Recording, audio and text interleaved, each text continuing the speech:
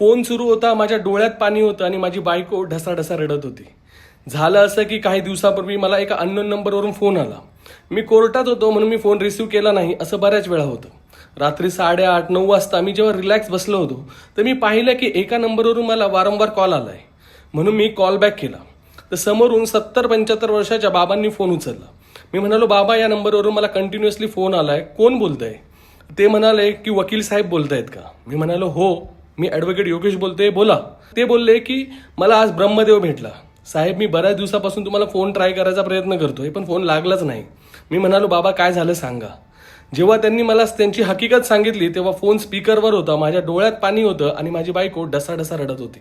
मी त्यांना म्हणालो, बाबा काही प्रॉब्लेम असेल तरी टेन्शन घेऊ नका, मी तिथे येऊन स्वतः येऊन तुमचं काम करून देईल.